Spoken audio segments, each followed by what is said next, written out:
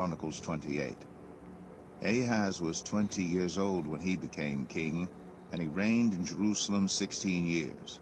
Unlike David his father, he did not do what was right in the eyes of the Lord. He followed the ways of the kings of Israel and also made idols for worshiping the Baals. He burned sacrifices in the valley of Ben-Hinnom and sacrificed his children in the fire, engaging in the detestable practices of the nations the Lord had driven out before the Israelites. He offered sacrifices and burned incense at the high places, on the hilltops, and under every spreading tree. Therefore the Lord his God delivered him into the hands of the king of Aram. The Arameans defeated him and took many of his people as prisoners and brought them to Damascus. He was also given into the hands of the king of Israel, who inflicted heavy casualties on him. In one day, Pekah, son of Remaliah, killed 120,000 soldiers in Judah, because Judah had forsaken the Lord, the God of their ancestors. Zikri, an Ephraimite warrior, killed Maaseiah, the king's son, Azrikam, the officer in charge of the palace, and Elkanah, second to the king. The men of Israel took captive from their fellow Israelites who were from Judah 200,000 wives, sons, and daughters. They also took a great deal of plunder, which they carried back to Samaria.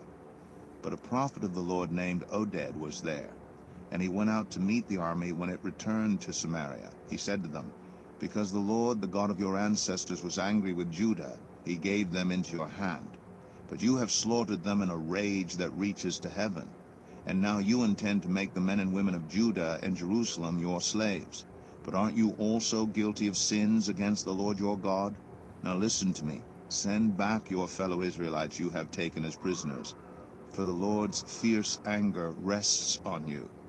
Then some of the leaders in Ephraim, Azariah son of Jehohanan, Berechiah son of Meshillemoth, Jehizkiah son of Shallum, and Amasa son of Hadlai, confronted those who were arriving from the war. "You must not bring those prisoners here," they said, "or we will be guilty before the Lord. Do you intend to add to our sin and guilt? For our guilt is already great, and his fierce anger rests on Israel." So the soldiers gave up the prisoners and plunder in the presence of the officials and all the assembly. The men designated by name took the prisoners, and from the plunder they clothed all who were naked. They provided them with clothes and sandals, food and drink, and healing balm. All those who were weak they put on donkeys. So they took them back to their fellow Israelites at Jericho, the city of palms, and returned to Samaria.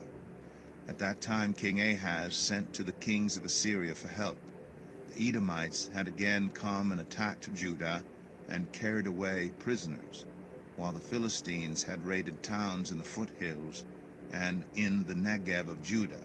They captured and occupied Beth-Shemesh, Ajalon, and Gederoth, as well as Socoh, Timnah, and Gimzo, with their surrounding villages.